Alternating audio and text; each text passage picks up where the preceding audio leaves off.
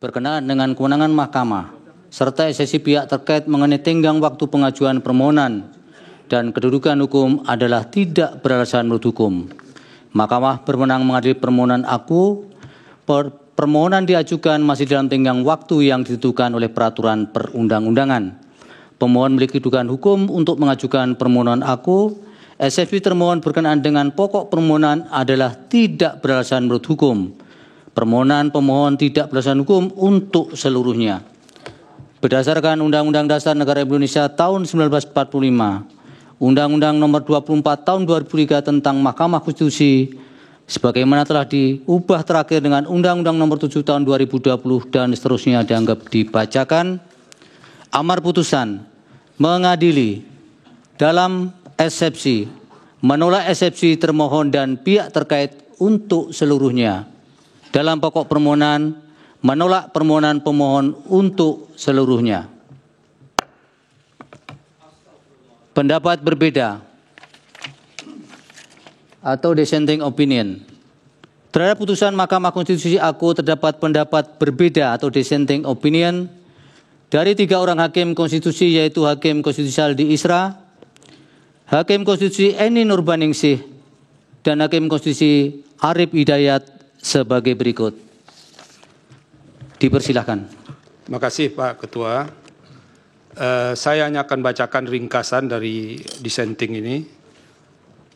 Menimbang bahwa sebelum sampai pada materi pokok atau inti pendapat berbeda atau dissenting opinion, saya akan menguraikan terlebih dahulu berkenaan dengan pemilu yang jujur dan adil sebagai bagian azas atau prinsip fundamental pemilu yang diatur dalam Undang-Undang Dasar 1945 sebagai berikut.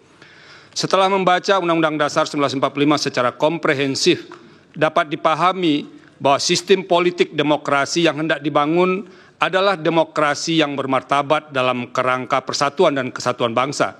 Untuk itu, Undang-Undang Dasar 1945 menegaskan bahwa pemilu sebagai mekanisme demokrasi harus dijalankan secara jujur dan adil. Hal itu yang menjadi alasan mengapa pasal 22E ayat 1 Undang-Undang Dasar 1945 mengatur azas langsung, umum, bebas, rahasia, jujur, adil, dan berkala setiap 5 tahun sekali sebagai azas pemilu.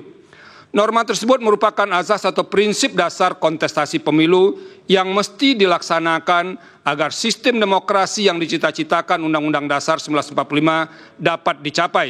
Pada saat yang sama juga akan menjadi benteng atau perisai agar demokrasi tidak dibelokkan ke arah sistem politik yang secara esensial bukan sistem politik yang demokratis.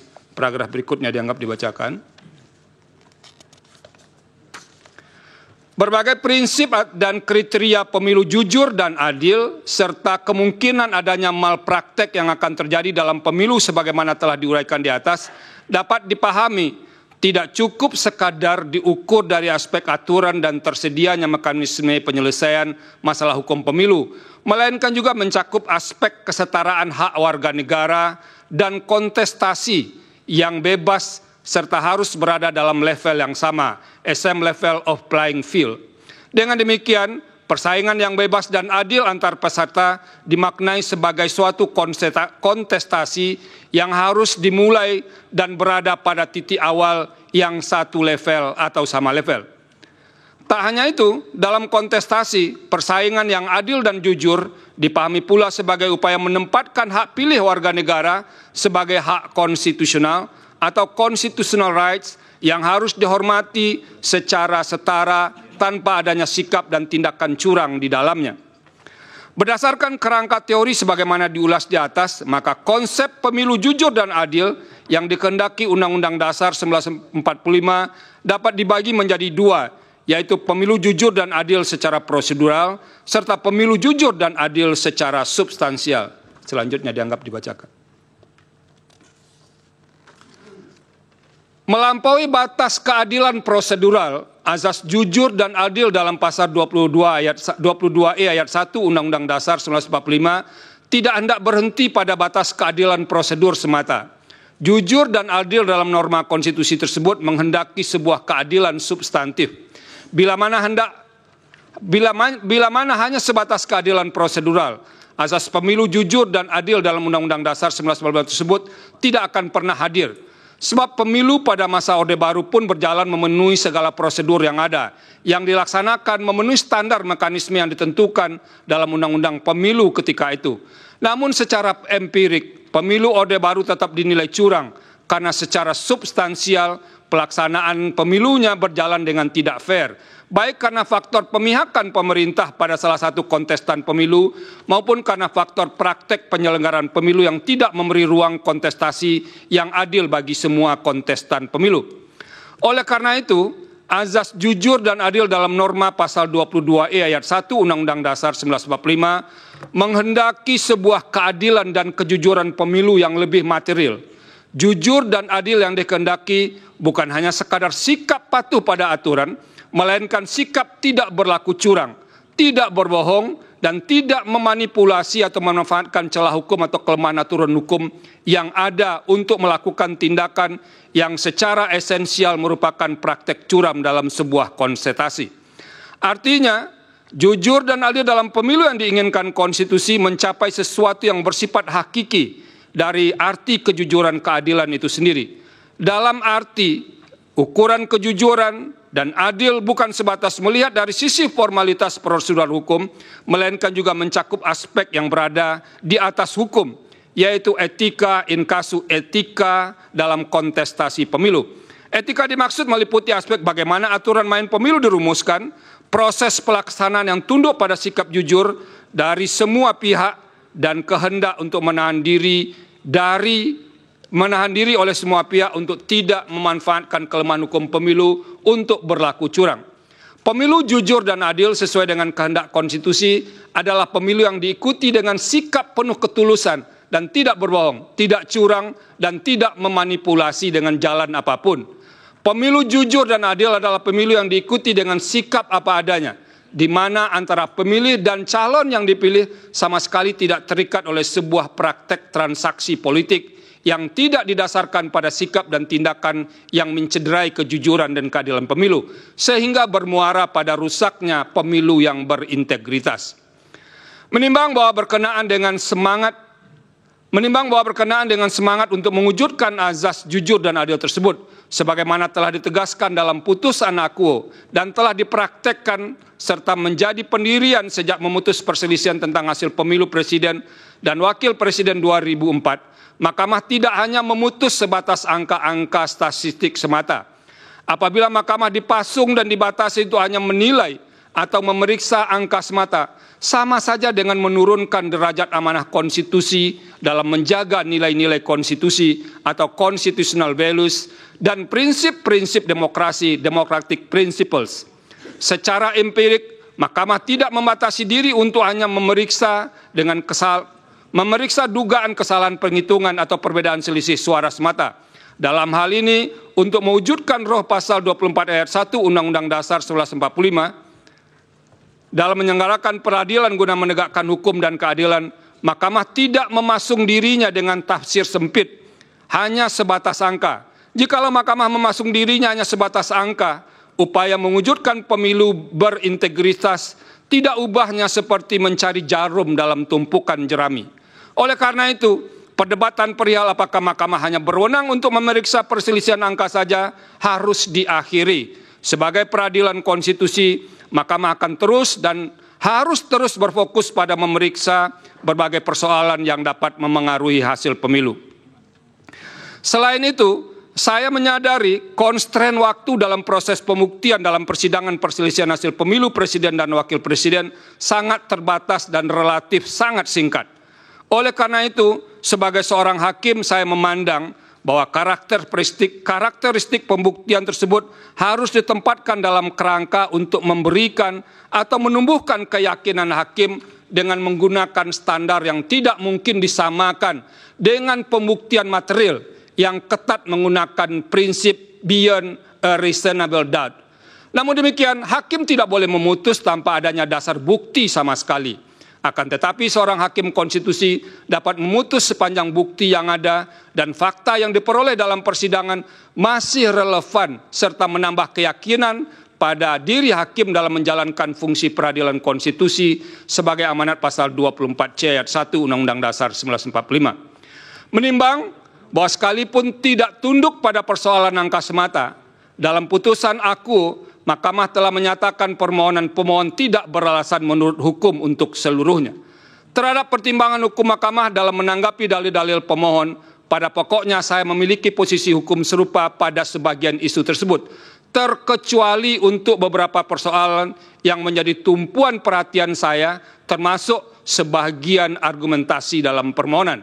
Ada dua hal yang membuat saya mengambil haluan untuk berbeda pandangan dengan pendapat mayoritas majelis hakim, yaitu dalam satu, persoalan mengenai penyaluran dana bantuan sosial yang dianggap menjadi alat untuk memenangkan salah satu peserta pemilu presiden dan wakil presiden. Dua, perihal keterlibatan aparat negara, pejabat negara atau penyelenggara di sejumlah daerah. Karena tidak mudah untuk membelahnya secara tegas, kedua masalah tersebut akan diuraikan secara berkelindan sebagai berikut. Bahwa pemohon mendalilkan persoalan di atas dalam uraian yang tersebar dalam sebagian besar permohonan, tanpa bermaksud menyederhanakan permasalahan tersebut, melainkan mempermudah dalam menjawab dalil permohonan. Saya tidak akan menanggapinya dengan memperinci setiap uraian dalil dalam permohonan. Saya mengambil inisiatif untuk menanggapi dalam dua bahagian besar.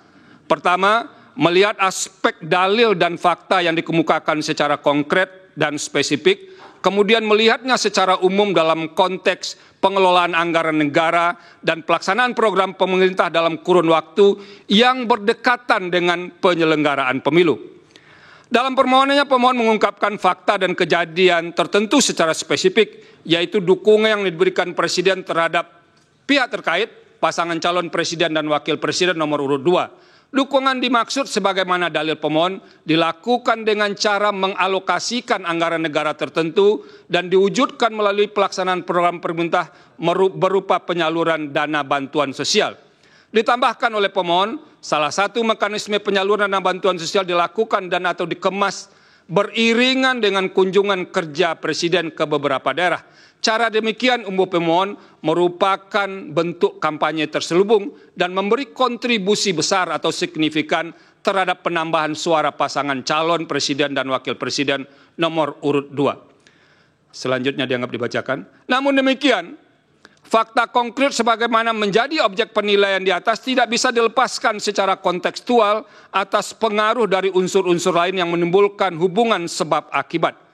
Sebagaimana membaca teks, maka membaca tidak hanya melihat pada huruf mati yang ada di hadapannya, melainkan harus pula mengetahui latar belakang susunan kata dan kalimat untuk dapat memahami makna dari teks dimaksud. Begitu pula halnya dengan membaca sebuah peristiwa. Kejadian itu tidak mungkin berdiri sendiri tanpa ada peristiwa lain yang memengaruhinya. Oleh karena itu, saya akan menilai dalil yang diutarakan pemohon mengenai penyaluran dana bantuan sosial yang dikaitkan dengan pengaruhnya bagi penambahan suara pasangan calon yang mendapat dukungan Presiden secara kontekstual. Hal ini pun sejatinya yang menjadi pertimbangan Mahkamah secara umum dengan mengambil inisiatif untuk memanggil dan meminta keterangan beberapa menteri dalam persidangan. Saya percaya Mahkamah pun ingin menggali lebih dalam terhadap dalil-dalil dan fakta yang diungkapkan oleh pemohon dan memeriksa silang dalil tersebut kepada pihak yang berwenang berkenaan dengan penyaluran dana bantuan sosial dikaitkan dengan unsur-unsur lain yang menimbulkan relasi sebab akibat.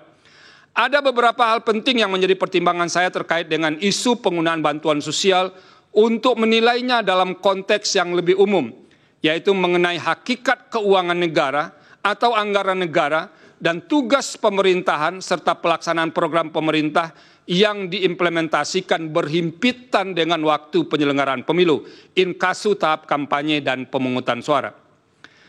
Yang menjadi persoalan besar dalam kaitan antara penggunaan uang dalam pemilu adalah berkenaan dengan sumber dana tersebut.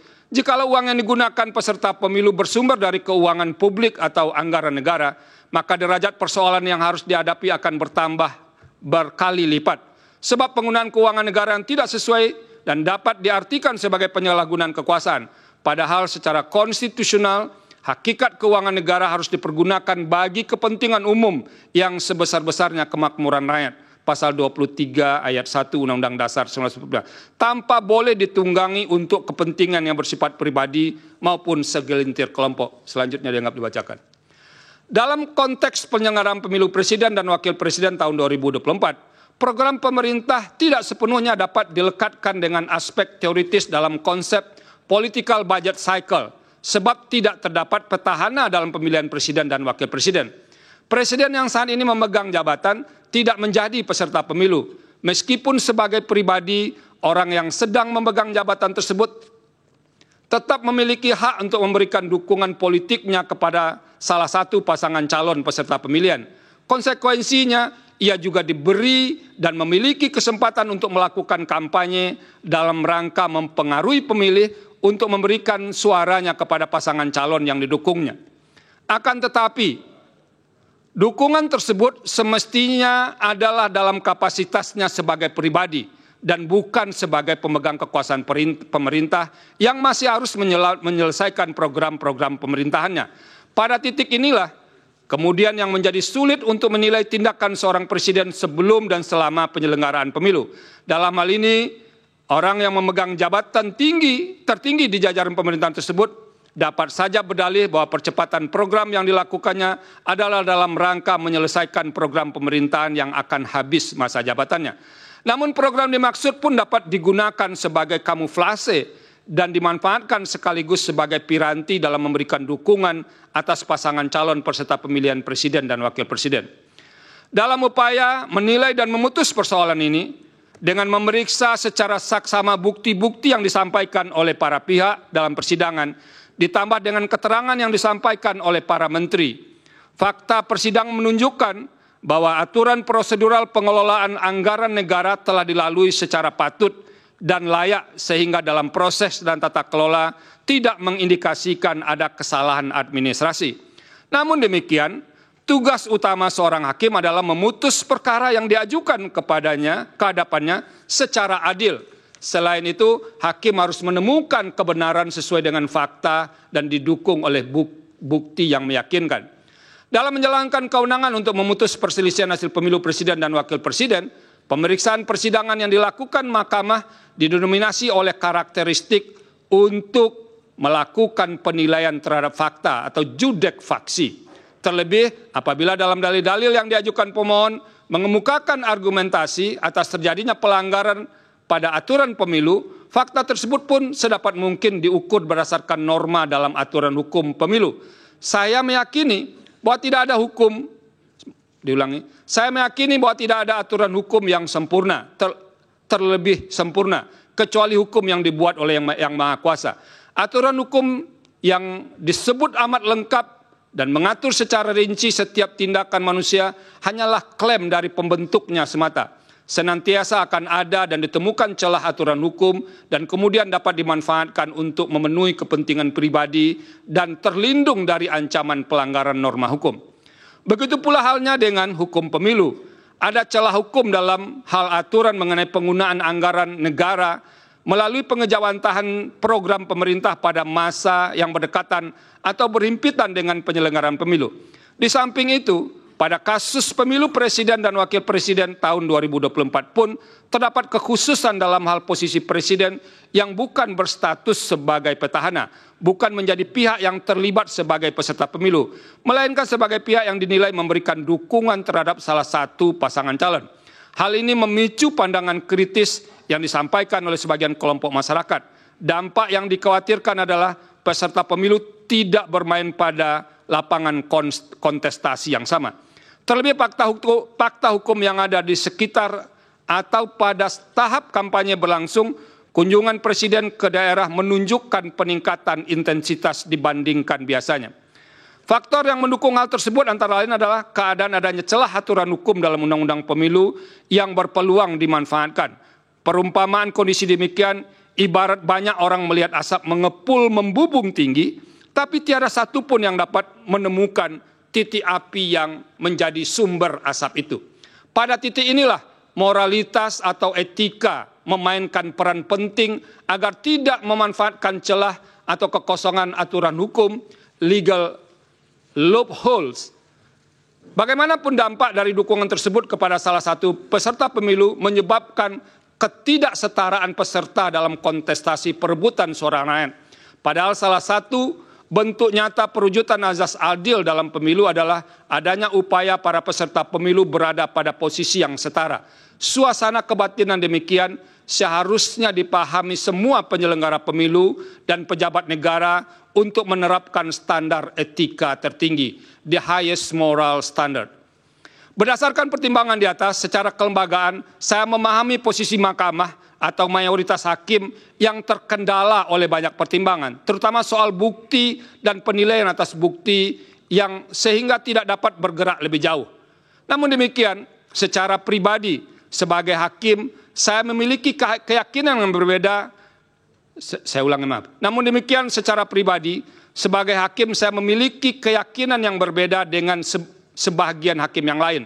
Dalam hal ini, terdapat fakta persidangan perihal pemberian atau penyaluran bansos atau sebutan lainnya yang lebih masif dibagikan pada rentang waktu yang berdekatan atau berhimpitan dengan pemilu. Praktek demikian merupakan salah satu pola yang jamak terjadi untuk mendapatkan keuntungan dalam pemilu yang disebut dengan electoral incentive. Keterlibatan beberapa menteri aktif yang menjadi tim kampanye dalam membagi bansos terasosiasi dengan jabatan presiden secara langsung maupun tidak langsung sebagai pemberi bansos memunculkan atau setidaknya berpotensi atas adanya konflik kepentingan dengan pasangan calon. Sementara itu merujuk fakta yang terungkap dalam proses persidangan. Menteri yang terkait langsung dengan tugas tersebut, in casu Menteri Sosial, yang seharusnya memiliki tanggung jawab terhadap pemberian bansos, menyampaikan keterangan bahwa tidak pernah terlibat dan atau dilibatkan dalam pemberian atau penyaluran bansos secara langsung di lapangan.